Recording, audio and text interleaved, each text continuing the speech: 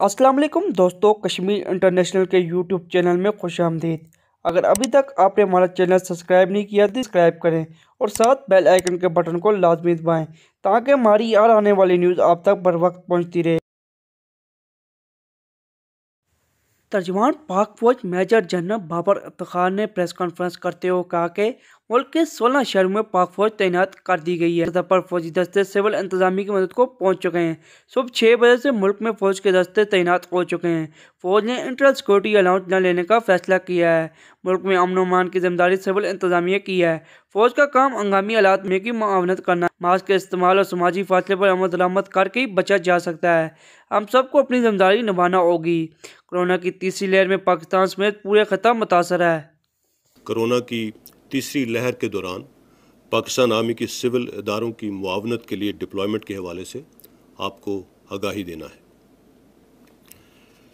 پاکستان میں اس وقت کورونا کی تیسری لہر جاری ہے اور یہ لہر پہلی دونوں ویو سے کہیں زیادہ خطرناک اور جان لیوا ثابت ہو رہی ہے۔ پوری دنیا اور بالخصوص ہمارا خطہ اس وبا سے شدید متاثر ہو رہا ہے۔ وبا کی شدت اور تیز رفتار پھیلاؤ کی وجہ سے اموات میں بھی تیزی سے اضافہ ہو رہا ہے۔ کرٹیکل کیئر پیشنٹس کی تعداد میں بے پناہ اضافے سے ہیلتھ کیئر انفراسٹرکچر شدید دباؤ کا شکار ہے۔ ملک میں اس وقت آکسیجن کی کل پیداوار کا 75% سے زائد صحت کے شعبے کے لیے مختص ہے۔ کورونا کی موجودہ صورتحال اگر برقرار رہی تو انڈسٹری کے لیے مختص آکسیجن بھی صحت کے شعبے کے لیے وقف کرنا پڑ سکتی ہے۔ پاکستان میں اس وقت کووڈ-19 سے متاثرہ تقریباً 90,000 ایکٹیو کیسز موجود ہیں۔ پازیٹیوٹی ریشو خطرناک حد تک بڑھ چکا ہے۔ ملک بھر میں 51 شہروں میں پازیٹیوٹی ریشو 5% سے زیادہ ہے، جبکہ اسلام آباد، خیبر پختونخوا میں پشاور، مردان، نوشہرہ، چارسدہ، صوابی، پنجاب میں راولپنڈی، لاہور، فیصل آباد، ملتان، بہاولپور، گوجرانوالا، سندھ میں کراچی اور حیدرآباد، بلوچستان میں کوئٹہ اور آزاد کشمیر میں مظفر آباد، یہ بالخصوص وہ شہر ہیں جن میں پازیٹیوٹی ریشو انتہائی زیادہ ہے۔ ان 16 شہروں میں اس ہی مناسبت سے پاکستان آرمی کی انہینسڈ ڈپلائمنٹ کر دی گئی۔ 23 اپریل کو اب تک کرونا وبا کی وجہ سے سب سے زیادہ اموات ہوئیں، جس میں 157 افراد اس دن کرونا کی وجہ سے اپنی زندگی سے محروم ہو گئے۔ اس وقت ملک بھر میں 570 افراد وینٹیلیٹرز پر ہیں اور 4,300 کرونا سے متاثرہ افراد کرٹیکل کنڈیشن میں۔ کچھ شہروں میں ہسپتالوں میں 90% سے زائد وینٹیلیٹرز آکیوپائڈ ہیں۔ اپریل کے مہینے میں کرونا سے اموات کا اوسط تناسب سب سے زیادہ رہا ہے۔ 26 فروری 2020 سے آج تک 17,187 افراد پاکستان میں اس وبا کی وجہ سے اپنے پیاروں سے بچھڑ چکے ہیں۔ اس وقت دنیا میں کرونا کی وجہ سے شرح اموات 2.12% ہے، جبکہ اس وبا کے دوران پاکستان میں پہلی مرتبہ دنیا کے مقابلے میں شرح اموات بڑھ کر 2.16% تک پہنچ چکی ہے۔ 23 اپریل کو وزیراعظم پاکستان کی سربراہی میں نیشنل کوآرڈینیشن کمیٹی کا اہم اجلاس ہوا، جس میں چیف آف آرمی سٹاف بھی موجود تھے۔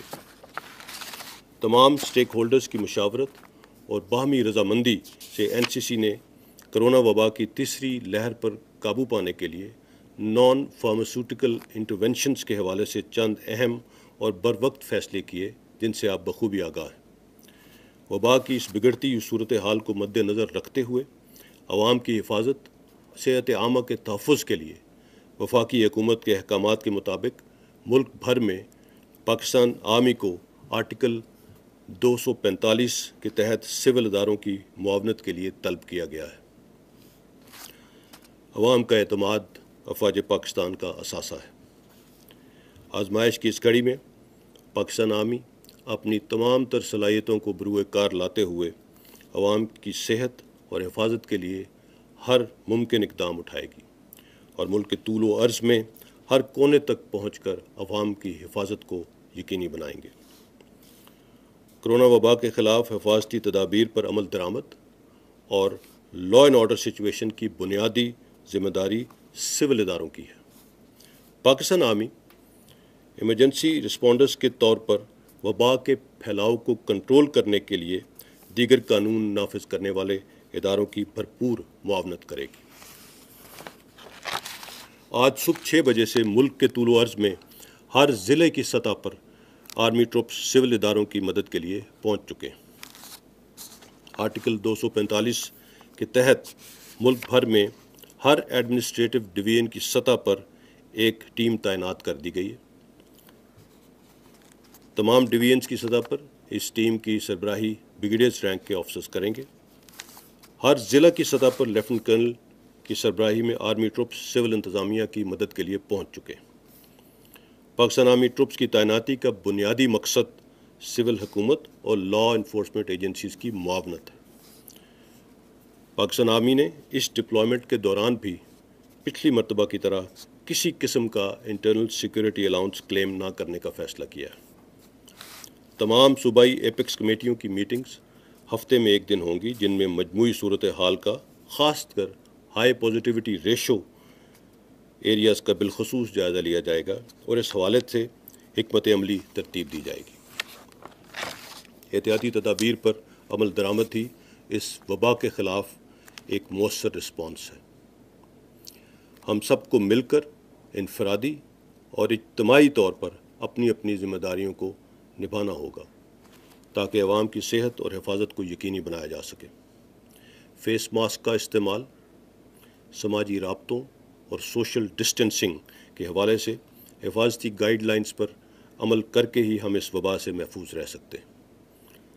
رمضان المبارک کا بابرکت مہینہ ہمیں احساس اور نظم و ضبط کا درس دیتا ہے۔ گھروں میں، مساجد میں اور باقی تمام جگہوں پر حفاظتی تدابیر کو یقینی بنا کر ہم ایک دوسرے کی مشکل ٹائم میں مدد کر سکتے ہیں۔ اس وبا کے آغاز سے اب تک عوام کے تعاون اور احساس ذمہ داری نے ہمیں دیگر ملکوں کے مقابلے میں اس وبا کے انتہائی خطرناک نقصانات سے محفوظ رکھا۔